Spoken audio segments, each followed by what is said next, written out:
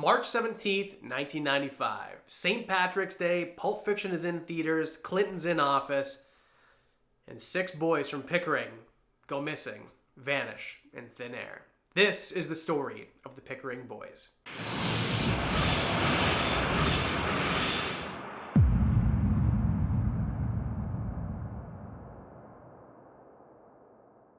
Pickering is a town not too far from Toronto, about 30 minutes northeast of Toronto. Just south of the city is Lake Ontario, one of the largest Great Lakes, and that's going to be a very important part of this story. Now, Pickering isn't a big city. This is a city that's mostly suburbs. There is some infrastructure there, but this isn't a big bad city like New York or Chicago. Some would even consider this a suburb of the Greater Toronto Area. Being that it was spring break in Ontario and it was St. Patrick's Day, 6 boys went to a house party. Chad Smith, Jay Boyle, Jamie Lefebvre, Michael Cummins, and Robbie Rumbold. The boys arrive at the party sometime in the evening. These guys are just having a great time. They're drinking, shooting the breeze with their friends, and then sometime around 12:30, the 5 boys decide, you know what, we're gonna go to Frenchman's Bay and we're gonna go hang out and maybe get up to no good. And by up to no good, there are accounts that they said they were gonna go mess around on a boat. None of these guys owned a boat. You know what that means. Now, Frenchman's Bay is a place where teens hang out. This is 1995. There's no social media. If you want to go talk to your friends, it's either on the phone, no texting, or you actually go hang out. It's a different time than being a teenager now. So this is when you'd go and hang out near a shore or a dock or go, steal alcohol from a boat, which is what they did. But on their way there, they picked up another friend. Danny Higgins was 16. Now, all the other boys, except for Chad Smith, were 17. Chad was 18 years old, so the senior of the group. Now in Ontario, legal drinking age is 19 years old, so none of these boys could go get their own alcohol at a Liquor Control Board of Ontario, which is the only place to buy alcohol, or at the time it was anyway. So they had to find another way. So they decided they're going to go steal alcohol from a boat that did not belong to them. This, of course, is risky. Going onto someone else's property has its own inherent risks, and that's going to be an important part of the story in just a minute. Now, the boys said when they left the party they were going to be back by sunrise. Must have been one heck of a party if they expected to go on until then. But they never showed up. And the boys, none of them ever showed up back to their parents' house where they resided either. So that means that they're missing. And 2 of the boys' girlfriends called the police and made missing persons reports. But they weren't taken seriously. In fact, there were no reports even created because for some reason, the police, according to them, decided that the 2 girls weren't credible. They weren't telling the entire story. Officer Gillum did not write the report until his supervisor instructed him to do so over a week later. And this is only due to public interest. Now, the next day, there were already search parties, but they weren't put on by the police. So there was a giant outpouring of people in the community saying, where the heck are these boys? Why aren't the police doing anything about it? And it was only then that the police did anything at all. Now you're thinking, there's gotta be cameras, right? Well, it's 1995, so it's not like today, but there are some terrible quality cameras that were available, and they did see 3 of the boys. Michael, Jay, and Robbie are the ones suspected to be seen in the footage from Frenchman's Bay. And this is the last anyone ever sees of them that we know of. Now back to Frenchman's Bay on the 17th. The boys go and they steal some alcohol, and then there is a report that sometime around 3 in the morning, somebody hears a boat start up. We expect the boys are at the scene at that time, so either it was them or somebody that was there with them. Now, the boat, a Boston whaler, which is thought to be unsinkable, even if it's completely full of water because it is insulated with styrofoam, is missing. Also, a water trike, I guess is the best way to describe it,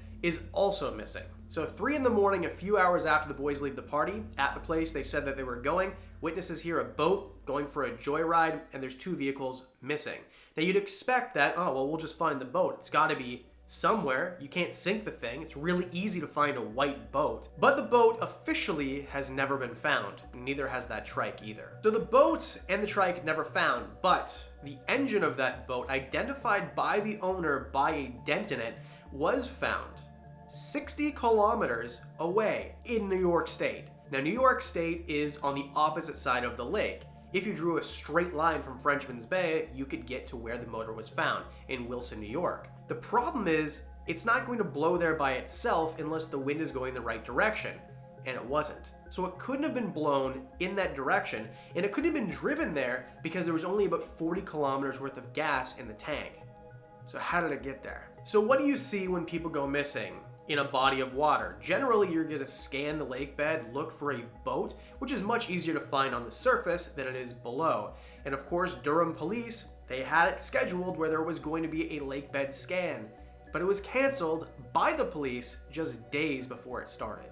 And days after, there was an air search, and there was a white boat found just below the surface of the water. A white boat that matches the same description of the one that the boys might have been on that night of the 17th of March. But years later, when the police were asked about it, there's no paperwork. There's no report that there was ever a white boat spotted days after the disappearance. The whole thing seems a bit fishy. I'm not trying to blame the police. I don't know what happened. But I know if I was the families, I'd be as skeptical as they once were. On top of that, years later, in Niagara, which is not that close, but on the same body of water, there was red denim Levi jeans found with human remains still inside them. This is a far ways away, but it has been years, and they match the exact description and the photo of Jay Boyle wearing the exact same pair of jeans. Now, DNA was tested, and it was concluded that it wasn't Jay Boyle. In fact, it was mixed up, and the police said a little while later that they weren't red denim jeans at all. They were orange high-vis pants. It's kind of weird. Not only that, but the DNA wasn't tested until it was part of the Freedom of Information Act. So this is years and years and years after the case. Why didn't the police want to test it in the first place? It was up to the families to pay out of pocket and jump through all the hoops in the world to even get the test in the first place. A fisherman named Wayne Chalice said years after the event that on that night, the winds were picking up, and in the middle of the body of water, it was unnavigatable with that boat that they would have taken. It seemed like on shore, but as you got further and further out into the middle of the lake, for sure, there's no way that boat would have survived. So of course, I don't know, but the theories out there, the ones that I'll present to you, well, maybe they didn't make it on that boat. They did steal that boat, and they went for a joyride. They didn't know what they were getting themselves into, and there's 6 bodies that were in that body of water that were never found. Also, the private investigators had to jump through all the hoops in the world, and it seemed like the police were really not cooperative. So what's that all about? And of course, being that it's Canada and the US separated by a body of water, there's a lot of smuggling that happens, and Frenchman's Bay is a point where you see a lot of smugglers bring in contraband. So maybe the boys were there and saw something that they shouldn't have. Well, dead boys, they can't tell on anybody. Now these of course are all speculation and theories. Nobody actually knows because the boys have never been seen ever again. It's a cold case, but it's still unresolved. So what happened to the Pickering boys? What do you think? Let me know in the comments section below. And let me know what stories you want to see next week. Do you like these true crime stories? Do you like the top 5s? Let me know. It's a brand new channel. I like to mold it the way that you want to see it. Thanks for watching, and I'll see you guys next week.